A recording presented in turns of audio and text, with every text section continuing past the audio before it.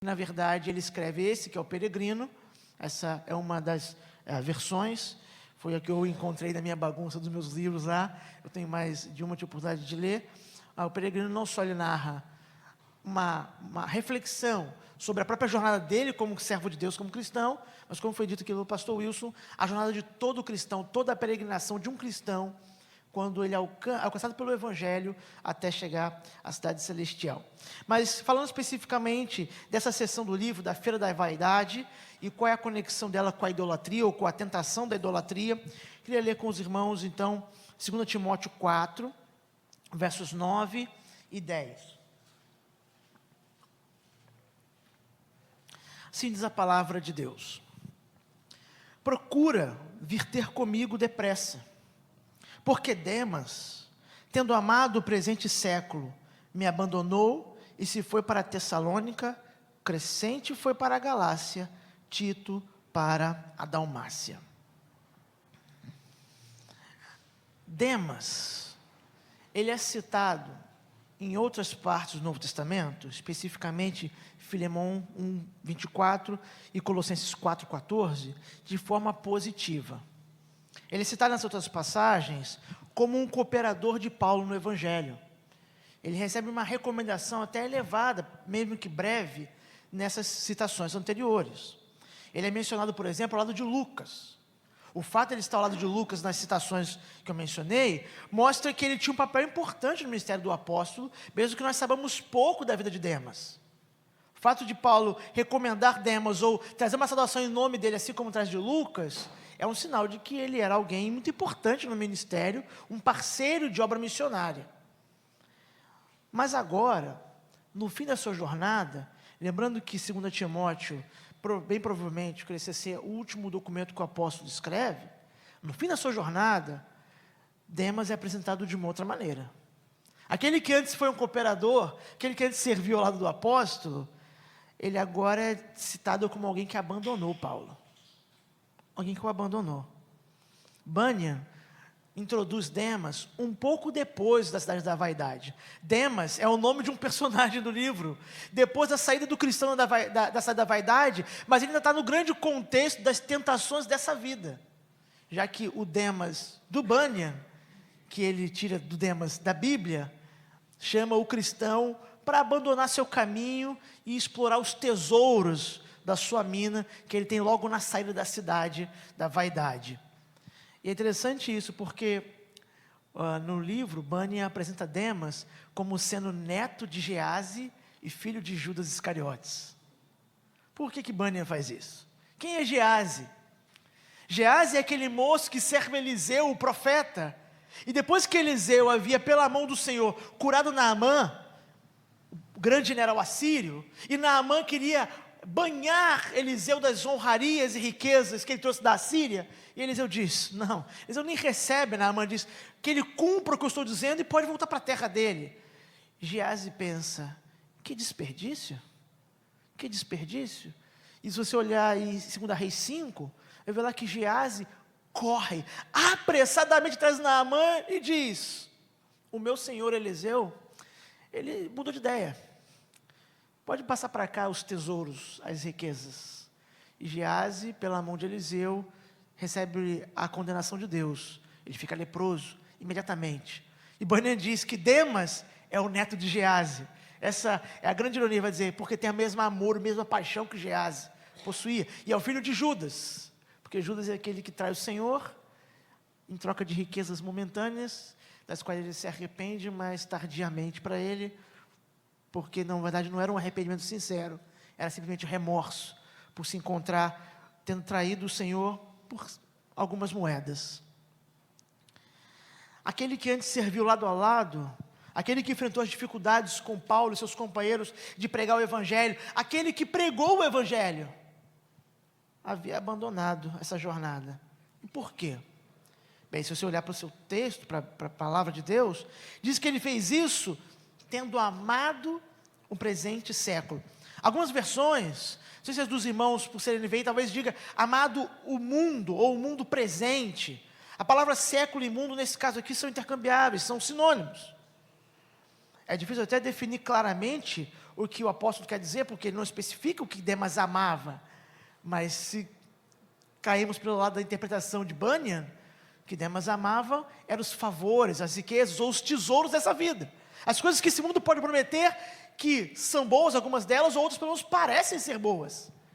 Esse é o grande problema de Demas. Por isso que agora ele é citado como apóstolo por alguém que o abandonou, alguém que deixou a jornada, parou de andar com ele, parou de pregar o evangelho. Em última análise, Demas deixou foi de confiar em Deus. Demas deixou de desejar Deus acima de tudo. Demas passou a desejar outra coisa para lhe satisfazer. Demas passou a confiar em algo que não é Deus. E meus irmãos, isso é a definição de idolatria.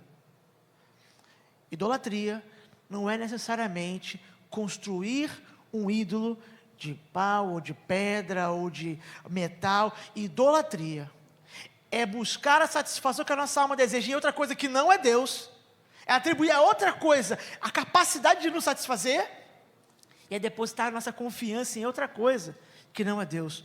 Isso é ser um idólatra. Demas demonstrou que ele era um idólatra.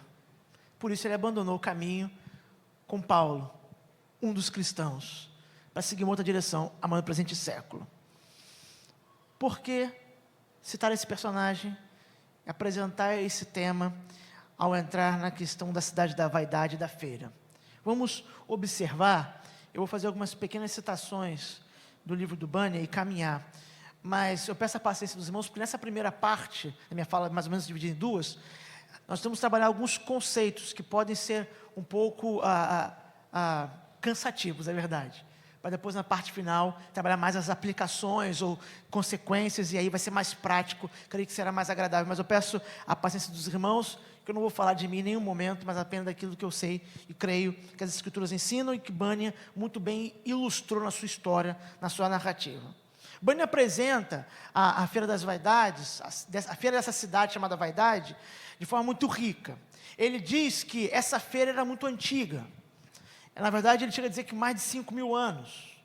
Ela é antiga, o que Bunyan quer dizer é que ela sempre esteve presente diante dos homens. Desde que os homens começaram a peregrinar, ela estava lá. E ele vai dizer por quê. Ele vai dizer que Beelzebu, que é Satanás, que é o príncipe da cidade, ele é o grande regente diante de quem todos aqueles que moram na cidade da vaidade se prostram. Ele com seus amigos, seus aliados, seus demônios, ele percebeu que os peregrinos eram obrigados a passar por esse lugar.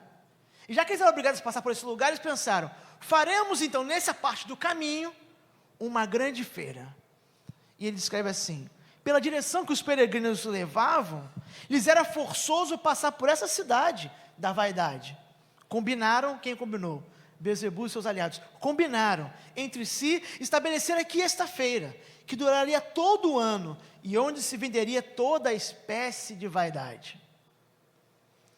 E então, Bunyan, inspirado em Eclesiastes, especialmente Eclesiastes capítulo 2, ele vai explicar o que é essa feira. Eu vou ler para depois nós meditarmos ela e tentamos extrair dela já alguns pontos. Ele diz: por essa razão, encontram-se na feira todas as mercadorias.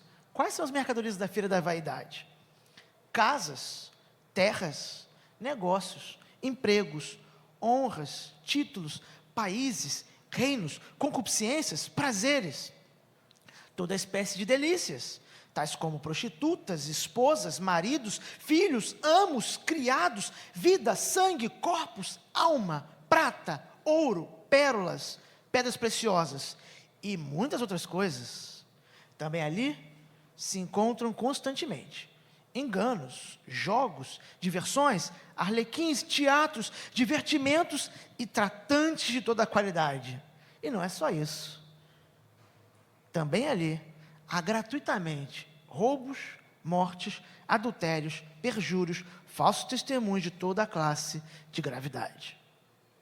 O que Bunyan faz aqui, pela visão do peregrino, do personagem principal do seu livro, que quando chega na feira da vaidade nessa cidade, está acompanhado do fiel, que é o seu companheiro de uma parte da jornada, a parte inicial da jornada.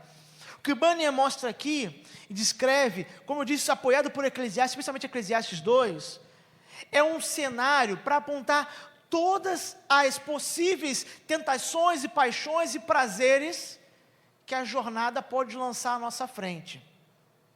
E é interessante isso, porque Eclesiastes 2, escrito, creio eu, por Salomão, ele tem um tom, inclusive alguns acham que Eclesiastes é um livro pessimista, né? Eu não acho que é pessimista.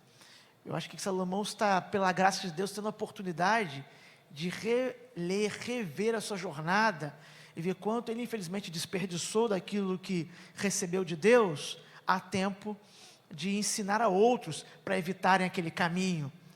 Salomão chega a dizer no capítulo 2 de Eclesiastes: tudo que eu desejei, eu tive. Todos os prazeres que meus olhos contemplaram, eu obtive. Nada me faltou.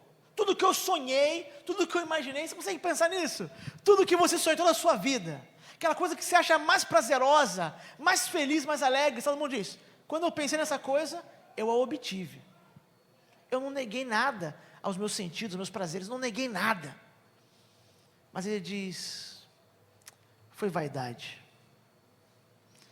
A ideia é de que essas coisas, quando foram um fim em si mesmas, foram vãs, vazias, como bolhas de sabão, que se corre atrás, mas quando se pega, não tem nada dentro. É isso que Salomão está fazendo na sua reflexão, e esse é o perigo dessa feira. Nem todas essas ofertas da feira eram coisas necessariamente ruins em si, algumas eram coisas que Deus criou, mas a maneira como elas eram usadas ou negociadas na feira é que era o problema. Elas foram negociadas como sendo o meio para encontrar a satisfação que o nosso coração deseja. Consegue imaginar um vendedor dizendo: ei, você está passando por uma dificuldade? Compre aqui o Pare de Sofrer. Ei, você está com uma dor no seu coração por causa de um amor não correspondido? Compre aqui o Prazer. E assim por diante. O problema é que essas vaidades, que não é uma lista exaustiva, mas são exemplos, essas vaidades, essas coisas, essas promessas vendidas na feira da vaidade, elas servem como um alimento para a idolatria. O nosso coração tende à idolatria, tende a colocar outras coisas, e eu vou falar daqui a pouco sobre algo especificamente que toma o reino delas, o governo dessas coisas, no lugar de Deus. E esses ídolos que estão em nosso coração, pequenos ídolos, são alimentados por essas vaidades. Esses ídolos são manifestações de desejos que nós possuímos, desejos contaminados, porque nós somos pecadores, logo nossos desejos também estão contaminados pelo pecado, e essas promessas, esses aparentes prazeres, alguns deles de fato prazeres, são vendidos para satisfazer esses ídolos, para satisfazer esses desejos. Só que esses ídolos menores, esses ídolos que são no nosso coração, eu creio, e obviamente eu não criei isso, mas com outros teólogos e autores, que eles são ídolos subsidiários, ou seja, eles são secundários e servem para sustentar um outro ídolo, para sustentar um ídolo maior, que somos nós mesmos. Eu digo isso baseado em Gênesis 3. Se você quiser abrir na sua Bíblia, Gênesis 3, versos 4 e 5.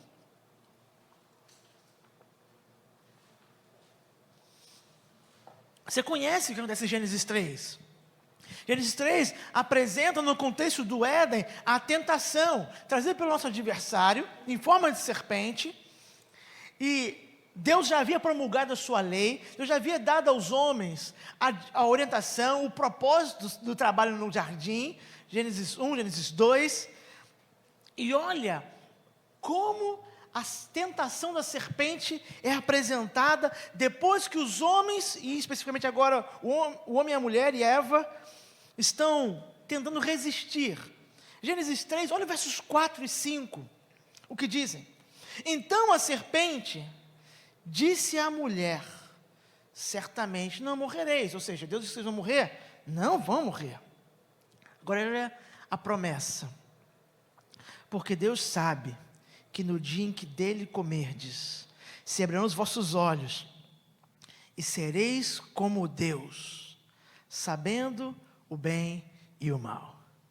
Por essa razão, eu creio que o maior ídolo que é no nosso coração, ou o ídolo central, somos nós mesmos. Nós nos colocamos no lugar que é de Deus, porque a tentação da serpente foi essa: sejam como Deus, não incorpóreo, não espírito, sejam como Deus, sendo plenos em si, autônomos, não dependendo nem precisando de nada, muito menos de obediência à legislação, muito menos depender dele para o conhecimento. Não, vocês conhecerão a parte dele, longe dele, algo que lhes dará a independência que vocês não sabem, mas é isso que vocês sonham ter. Satanás foi o primeiro vendedor de vaidade, ele foi o primeiro feirante. Ele diz: comprem independência, comprem autonomia. Como? Pagando com desobediência. Venham, comprem, vocês vão ser como Deus, eu tenho algo para vender para vocês. Meus irmãos, a fé, ela está presente em todos os seres humanos, e a queda humana não a destruiu, a queda humana mudou a direção da fé. A queda humana mudou. Na queda o homem não deixou de crer, de confiar e de ter um Deus a quem adorar, não. Na queda houve uma mudança radical de direção, de Deus aos ídolos, em especial o ídolo que é no nosso coração.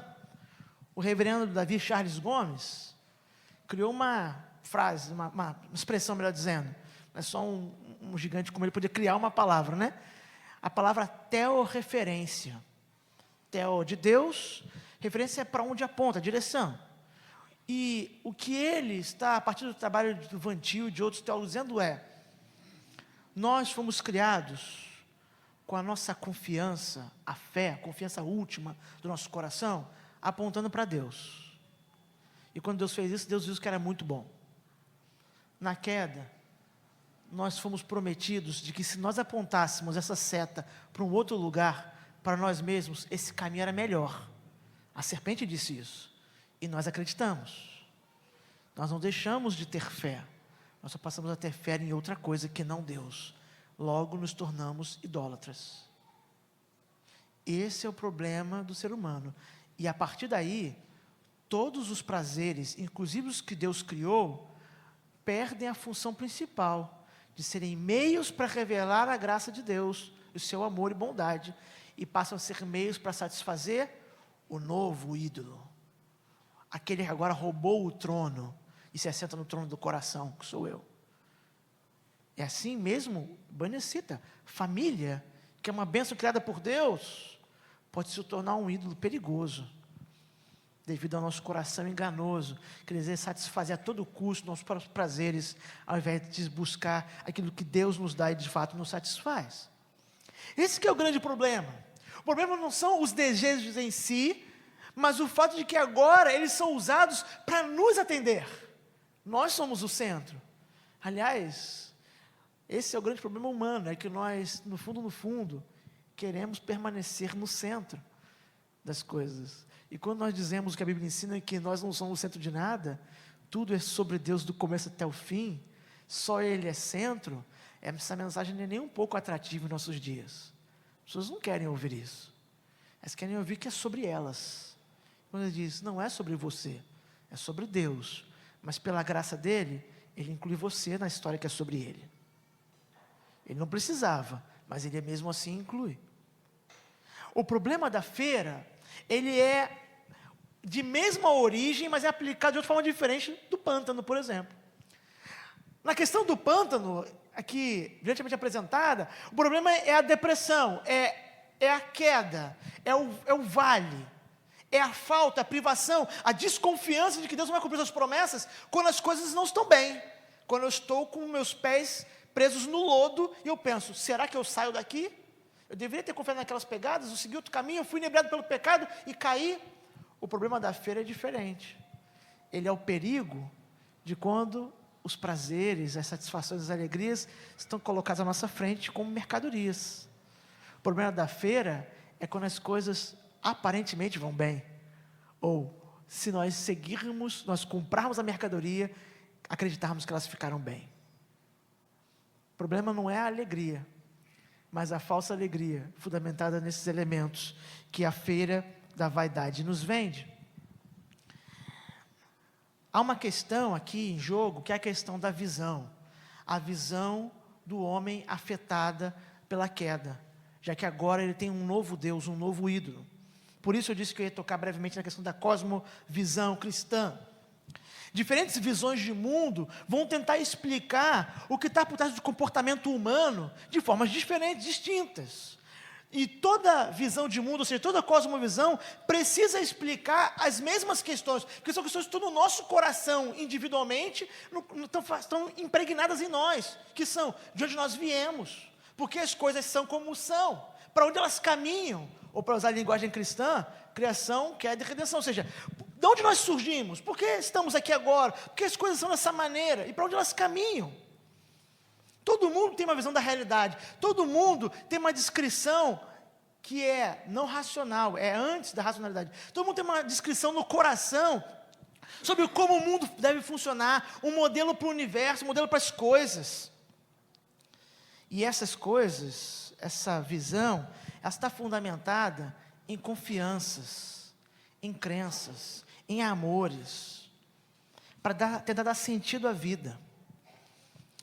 Um autor chamado Ronald Nash, eu gosto muito da definição dele, é simples, mas eu queria a sua atenção. Ele diz assim, em termos bem simples, uma cosmovisão é um conjunto de crenças sobre as mais importantes questões da vida. É um esquema conceitual pelo qual nós conscientemente ou inconscientemente dispomos e amoldamos todas as coisas que nós cremos e pela qual nós interpretamos e julgamos a realidade. Quando nós olhamos para a nossa volta, nós julgamos de acordo com a lente que temos. E o cristão usa a lente da visão, ou seja, da cosmovisão cristã, mas o não cristão não. E é interessante porque quando o personagem cristão com C maiúsculo chega na cidade da vaidade, acompanhado de fiel, ele já tinha caminhado uma parte da jornada, ele estava com a sua convicção mais robustecida, mais firme do que em outros momentos do início da jornada, e ele é questionado por que eles não compram nada. Eles não compram nada na feira. E então ele, fiel, responde, nós compraremos uma coisa assim, vocês têm para vender aí verdade? Vocês têm verdade para vender? E esse que é o problema, porque quando eles dizem que eles querem comprar verdade, isso gera um reboliço na feira. As pessoas dizem, que absurdo! Você está louco em comprar verdade?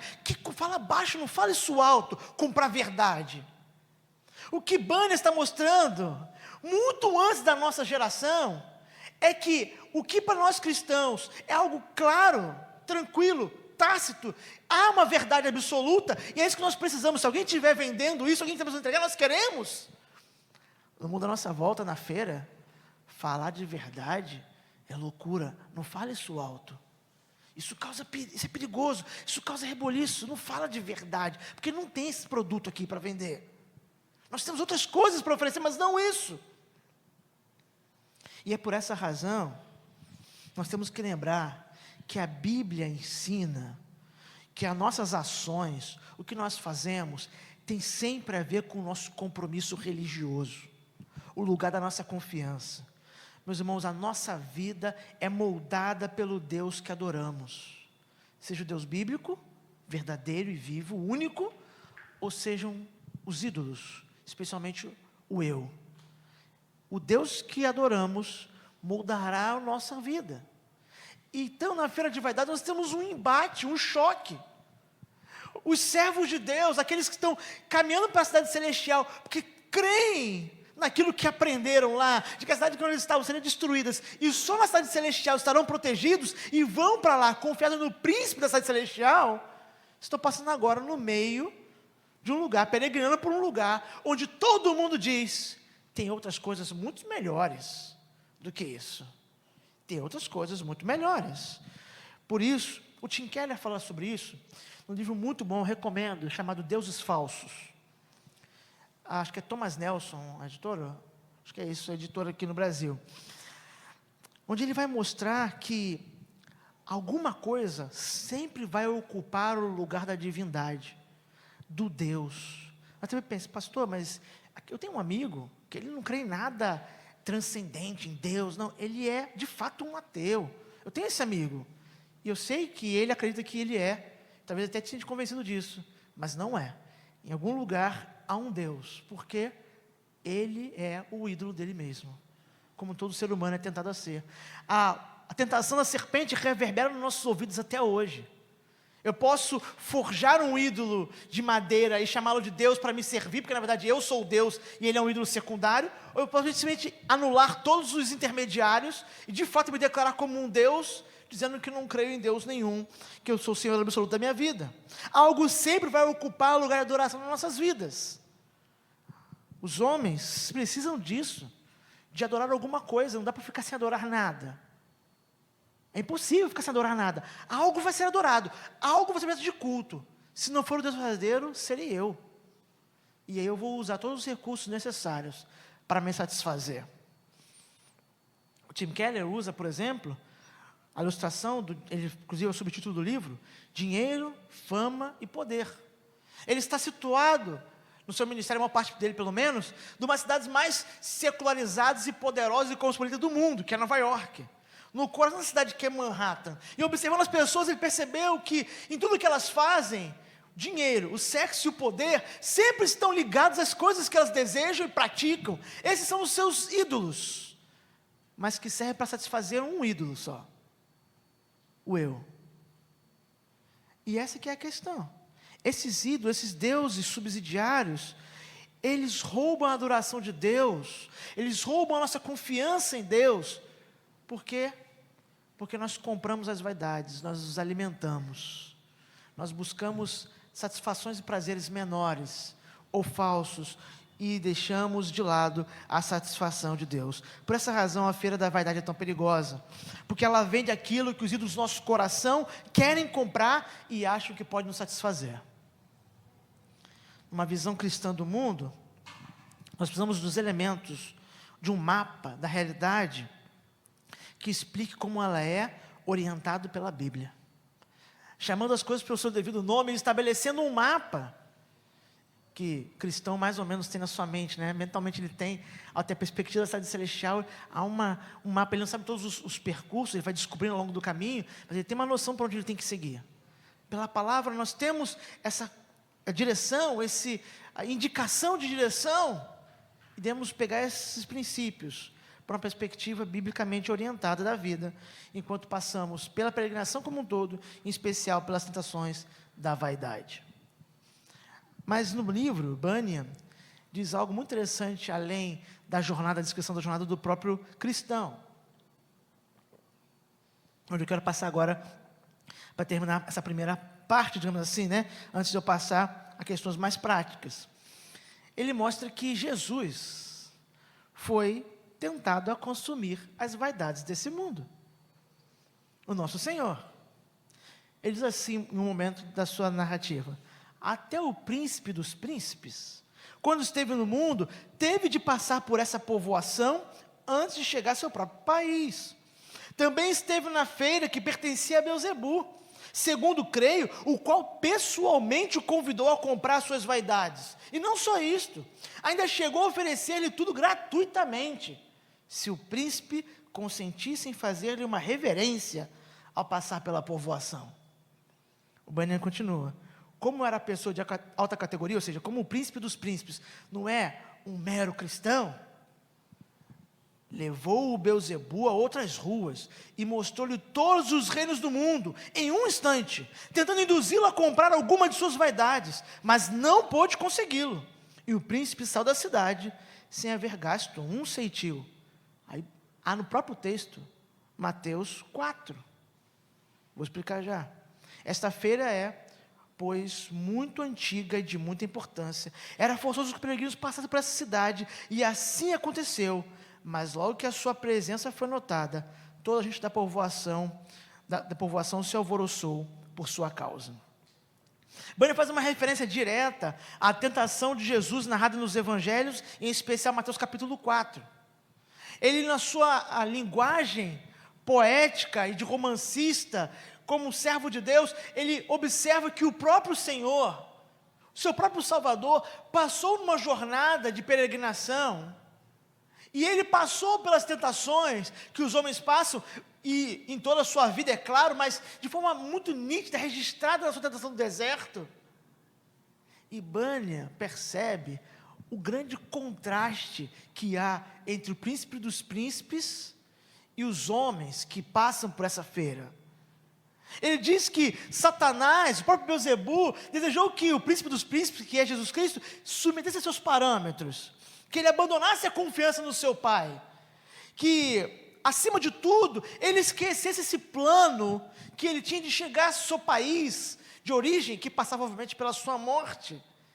O que Satanás havia tentado vender ao nosso Senhor era uma promessa de uma conquista sem luta ou sem sacrifício. Nós conhecemos a crescente da tentação de Jesus no deserto, as que estão registradas, e a última delas é justamente essa promessa: eu te darei tudo isso, te darei os reinos, os governos, se prostrado me adorares. A ideia de prostração é perfeita, porque a palavra que aparece ali é a ideia de rendição. A adoração ali é a palavra rendição, é proskunel, é rendição. Se você se render, se você se colocar de joelhos, se você se render, essa palavra era usada na linguagem de governos, quando alguém se ajoelhava, se prostrava a ponto de beijar o pé do governante. Se você se render agora, podemos esquecer esse plano, tudo mais, está tudo resolvido, eu te dou tudo o que você quer. Você veio conquistar, mas eu posso te dar. Interessante porque Jesus, um parênteses aqui, ele se recusa, já que ninguém lhe dará a noiva que está cativa, ele vai tomar a noiva para si. Ele não veio para pedir permissão para Satanás para pegar sua noiva, ele veio tomar a sua noiva de volta.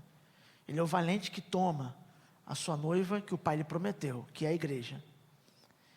Mas a tentação de Satanás é essa: um reino sem necessidade de cruz, glória sem necessidade de morrer, alegria, satisfação, glória sem sofrimento, sem dor, só prazeres, por um custo muito pequeno aparentemente. Qual é o preço que ele cobrou na barraca?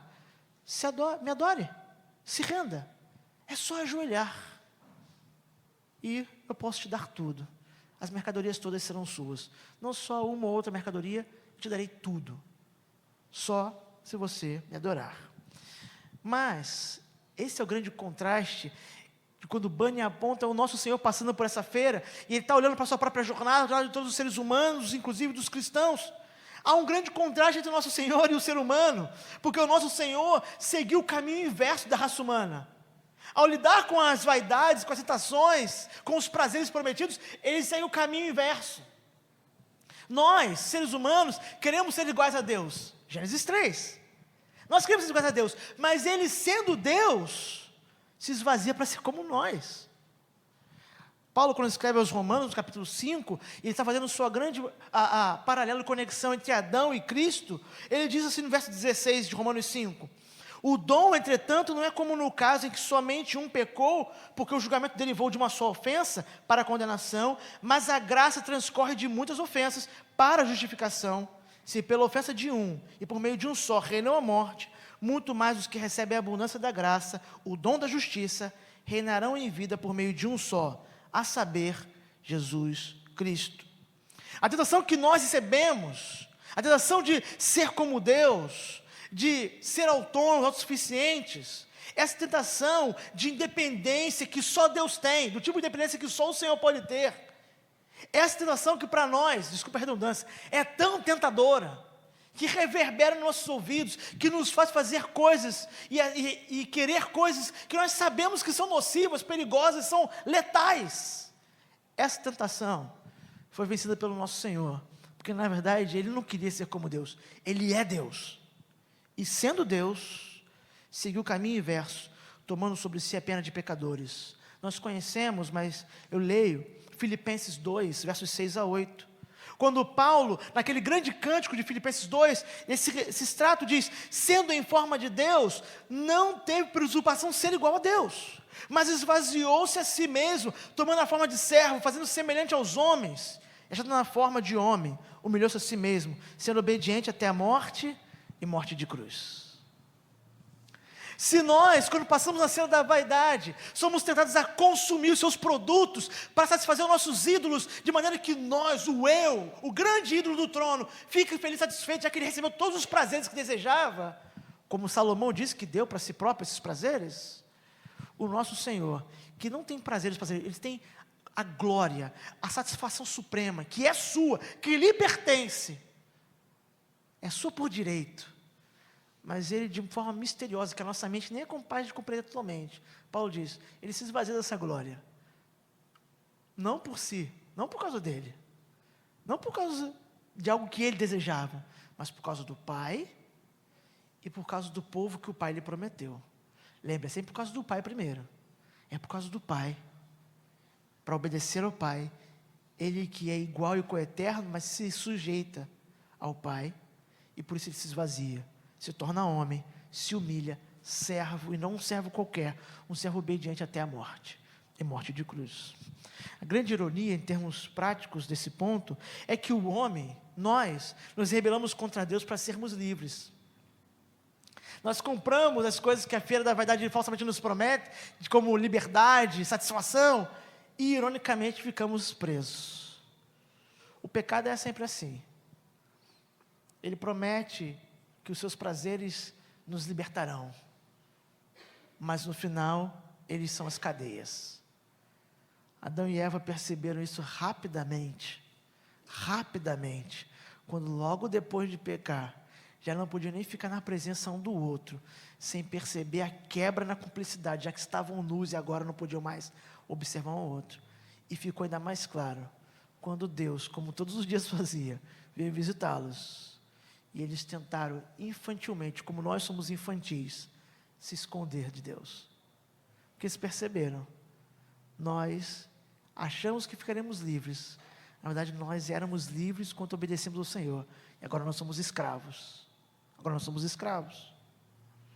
Só Deus, meus irmãos, pode dar sentido e satisfação para a vida. Só Deus. Mais importante do que qualquer prazer ou alegria momentânea é a certeza que o cristão tem, e o cristão do personagem também o tinha, isso lhe custou inclusive caro, de que apesar de algumas coisas desse mundo serem desejáveis, aqui não é o nosso lugar, nós estamos de fato em peregrinação, e há um prazer maior prometido a nós. Perceba, Deus não é contrário à satisfação e ao prazer, não é, pelo contrário, é porque Deus sabe o que de fato satisfaz a alma. Essas outras coisas não satisfazem, elas são engodo, elas são engano. C.S. Lewis, um gigante de um tempo mais próximo do que Bunyan, no seu livro Peso de Glória, essa é uma ilustração, uma ideia que ele trabalha em vários dos seus livros, mas no Peso de Glória, ele tratando e explicando qual é o problema humano, ele vai dizer, o problema do ser humano não é desejar. O problema do ser humano é que os seus desejos, o seu contentamento, sua alegria está em poucas coisas, ele satisfaz com pouco, que logo passa. E ele ilustra isso com uma história que talvez você tenha conhecido. Ele diz que nós somos como uma criança brincando na lama de uma favela, e alguém diz, olha, você está brincando de fazer castelos aqui na lama, fazer coisas, que tal ir à praia no final de semana e brincar na areia do mar, na beira do mar? E aquela criança diz, não, obrigado, estou satisfeito em brincar aqui na lama, não tem nada melhor do que a lama não, com certeza. É isso que a fé da vaidade nos faz, comprar a lama, enquanto há algo melhor à frente, que traz mais satisfação e alegria, que é definitiva, inclusive, duradoura. Então nós somos tentados a, esqueça esse banquete, esqueça essa festa, celebre agora, mesmo que seja uma coisa menor e pequena, mas celebre agora, não espere, Nosso Senhor não só seguiu o caminho inverso na medida que esvaziou-se, mas há um outro contraste, que já que Bunyan está se referindo à tentação do deserto, especialmente Mateus capítulo 4, nós percebemos nessa tentação, em contraste com Israel no deserto, Mateus capítulo 4, tem claras referências a Israel peregrinando no deserto entre o Egito e Canaã, e que falam da peregrinação de todos os seres humanos. Novamente, nós voltamos ao mesmo ponto, o ponto todo é peregrinação, por isso que o livro é o peregrino, o ponto todo é esse. Enquanto nós, os seres humanos, no jardim perfeito, desobedecemos a Deus, e por isso recebemos a morte, no mundo caído, selvagem, não domesticado, Cristo obedece, E ao invés de receber a vida que lhe era digna, recebe morte. A situação do paraíso, meus irmãos, é perfeita. Os seres humanos têm comunhão perfeita com Deus, com o próximo, têm senso de propósito, têm sentido para a vida, e mesmo assim o homem peca. E olha aqui um parênteses importante, eu digo isso pela minha experiência. Eu fui criado na igreja, e eu me lembro que na adolescência, assim, na infância e adolescência, às vezes quando eu lia Gênesis, principalmente capítulo 3, né, eu pensava, rapaz, Adão e Eva, que vacilões, né? Que vacilões, cara. Deus fez tudo por eles, Deus deu tudo. Ah, não, se eu estivesse lá, não dava esse vacilo, não. Esse pensamento é apropriado para uma criança. Nós, adultos, mais ainda, amadurecendo na fé, caminhando na fé, sabemos que isso não é verdade. Se nós lá estivéssemos, teríamos feito exatamente a mesma coisa, porque fizemos. Eles eram os cabeças da raça, nossos representantes. E se nós, por coisas muito menores, traímos o Senhor, temos que lembrar que eles, perfeitos e perfeita comunhão com o Senhor, no lugar perfeito o fizeram, nós o faríamos também. Então, Adão e Eva, no lugar perfeito, o jardim que eles não plantaram, foi Deus que plantou, receberam literalmente de mão beijada. Agora, cultivem e guardem, Gênesis 2,15. Agora vocês cresçam e se multipliquem, Gênesis 1, 26 a 31. Vocês dominem, cuidem, zelem, só me obedeçam em não comer essa árvore. E lembra quando o pastor Wilson falou que agora, o não coma da árvore não era um castigo, era um alerta. Não coma da árvore, vocês vão morrer se fizer. A árvore do bem e do mal vai gerar a morte. Estejam longe dela. Só que eles estavam nesse lugar todo, perfeito. Como diz Gênesis 2, e capítulo 3 especificamente, e desobedeceram a Deus. Já Cristo, o Senhor, o príncipe dos príncipes, na feira das vaidades, nesse mundo, ele tem obediência perfeita, mas é no mundo caído. Interessante porque a descrição, por exemplo, dos evangelistas, especialmente Mateus, é de que ir para o deserto, é obviamente uma referência também a Israel no deserto. O primeiro filho foi ao deserto, primeiro em ordem cronológica da história, né? Foi para o deserto e falhou, e o segundo filho, que é o filho com F maiúsculo, vai para o deserto e obedece, e submete ao Senhor, seu pai. O primeiro filho reclama do pão, reclama da carne, reclama da água, reclama de tudo. O segundo filho, que é o filho verdadeiro, ele tem falta de pão, falta de carne, mas ele não reclama, ele submete.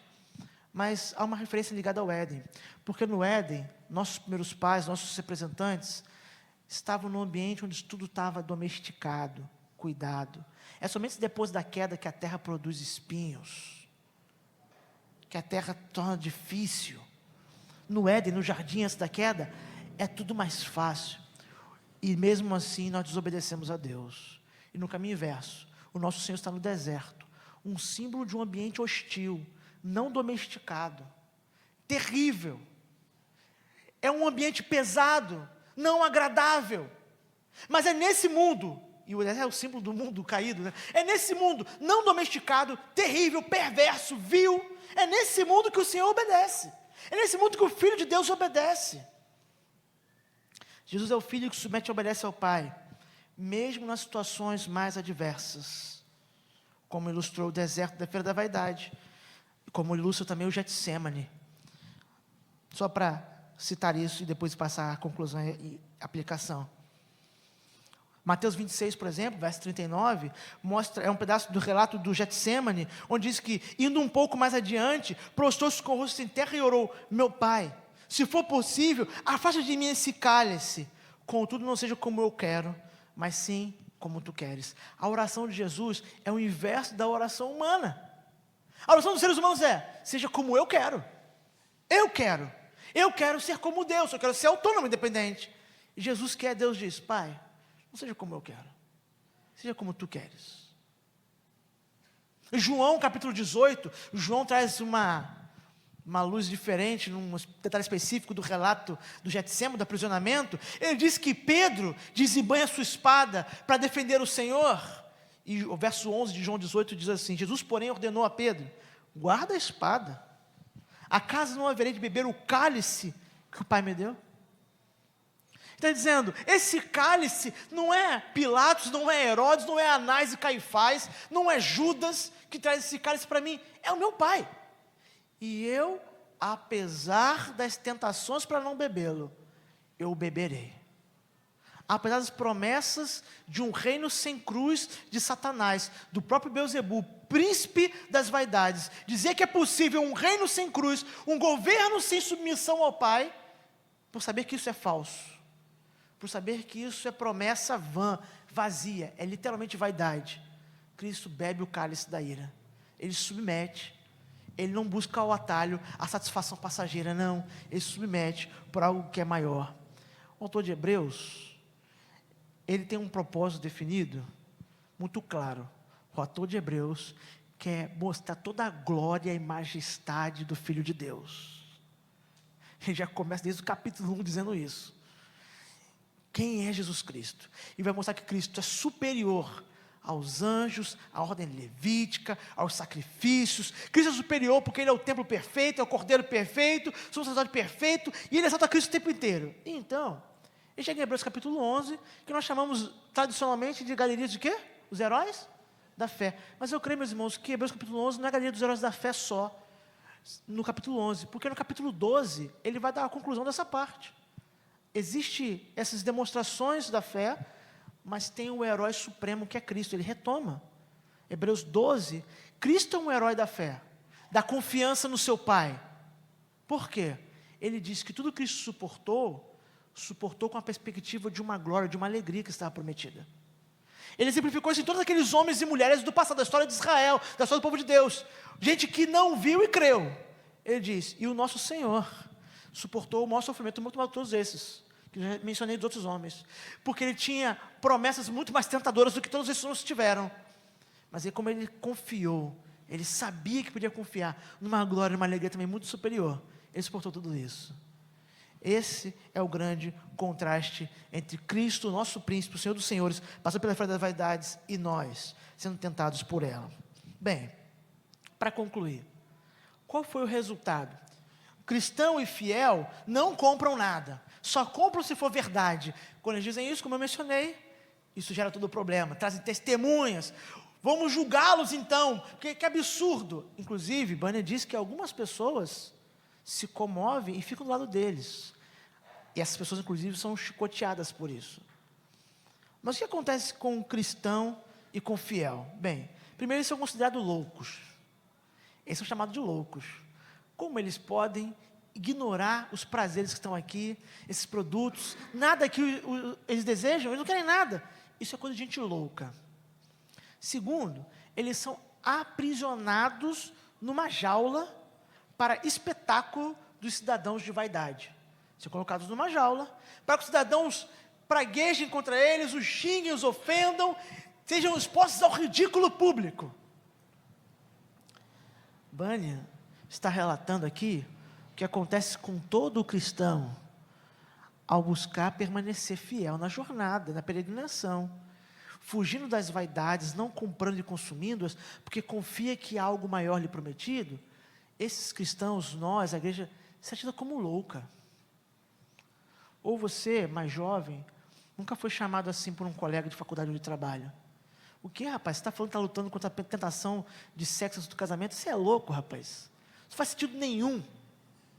Ou você, marido, mulher, casado, nunca ouviu de alguém, é loucura esse negócio de ficar querendo ser fiel a Deus, fiel ao cônjuge, seu marido é uma pessoa tão difícil, estão achados como loucos. Vocês são loucos.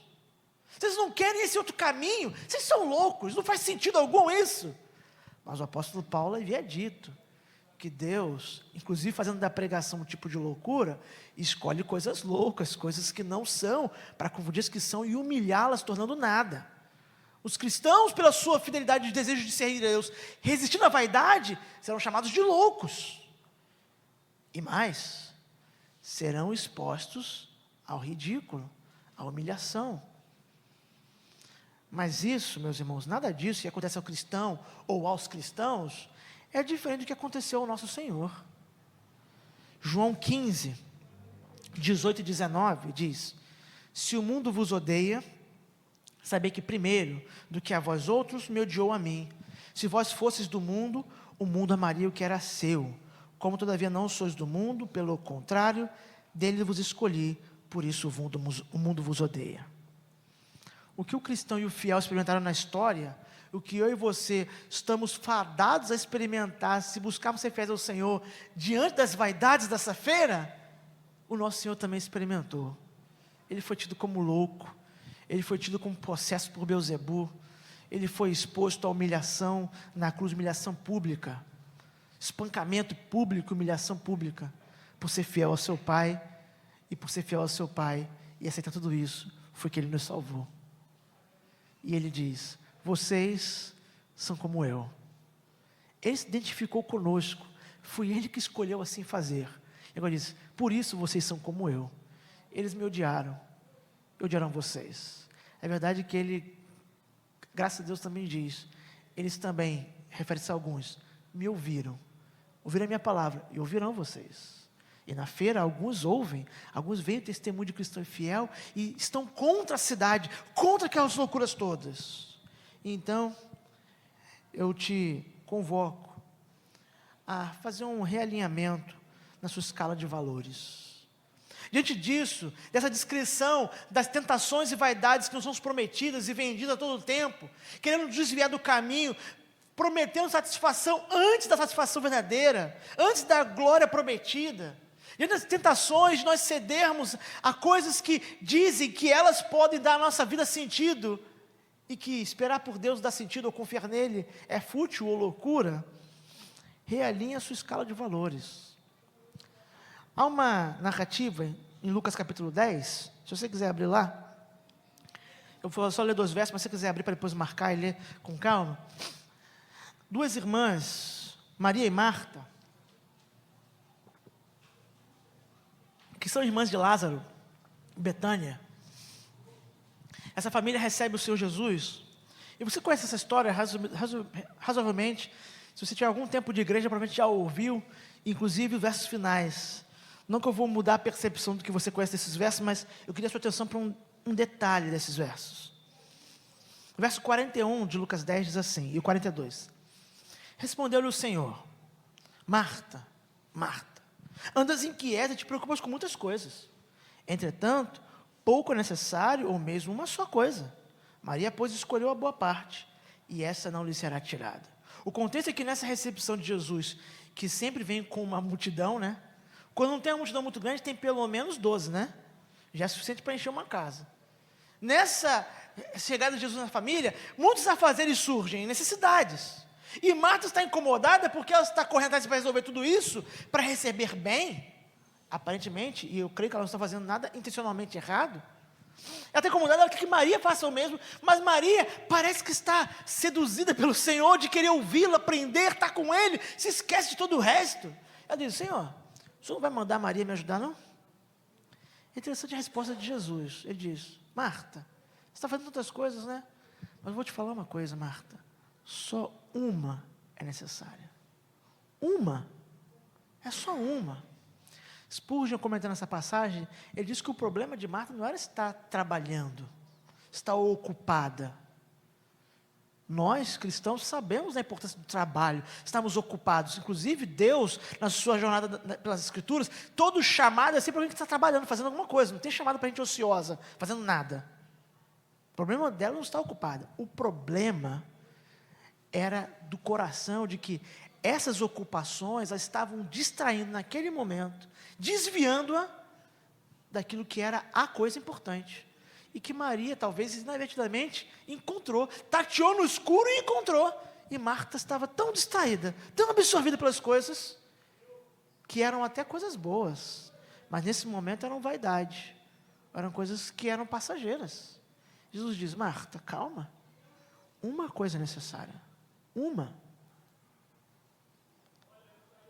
O próprio Jesus, em Mateus capítulo 13, diz assim, o reino dos céus é semelhante a um tesouro oculto no campo, o qual certo homem, tendo-o achado, escondeu, e transbordante de alegria, vai, vende tudo o que tem e compra aquele campo. Você consegue imaginar essa ilustração, essa parábola de Jesus, se fosse na vida real? Um amigo seu chegando dizendo assim, rapaz, eu encontrei um negócio tão bom, que eu vou vender tudo o que eu tenho, só para comprar isso. Você como bom amigo fala assim, você está louco, cara. Você está louco. Como é que você vai vender a casa que você mora? Você não vai ter teto para morar, cara.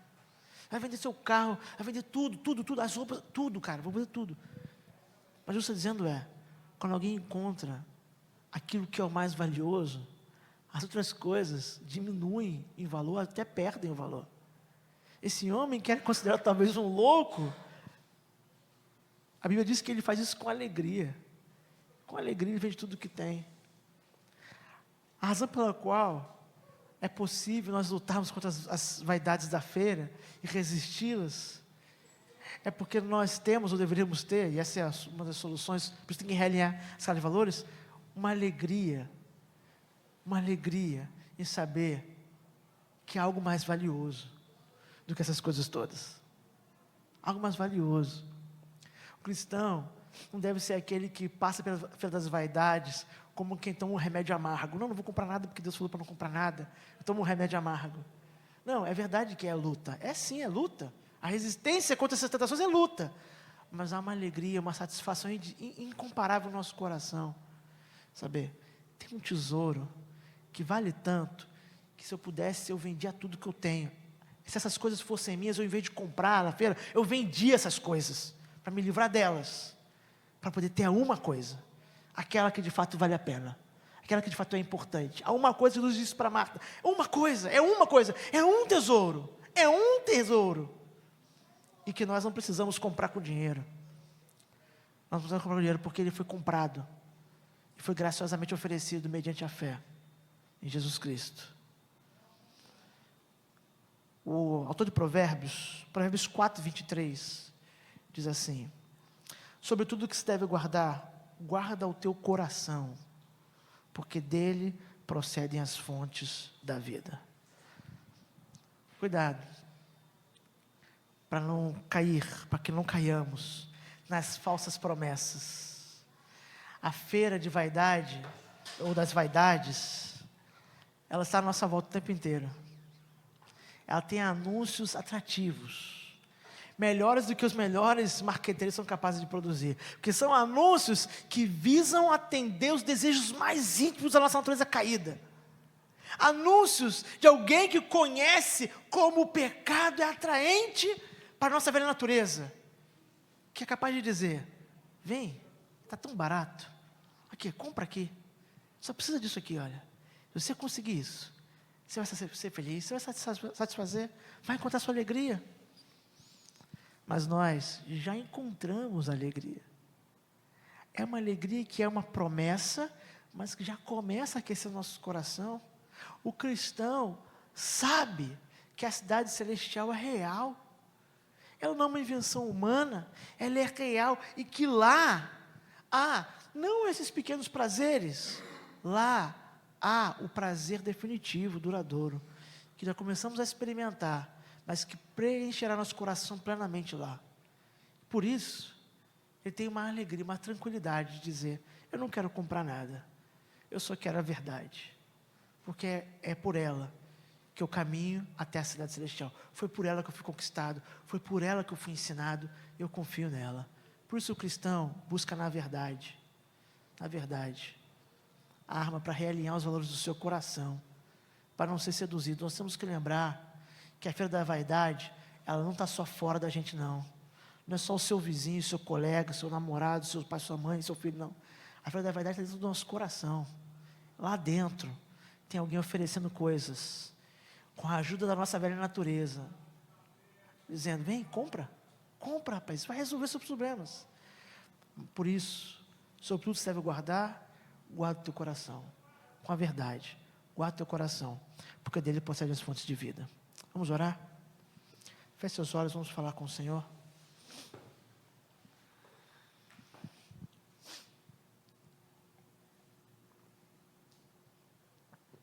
Pai bendito e amado, nós chegamos à Tua presença por meio de Jesus Cristo, ó Pai, que nos garante o acesso ao Teu trono de graça. Pai, por esse acesso nós trazemos nosso louvor e adoração, ó Pai, reconhecendo a Tua glória e majestade.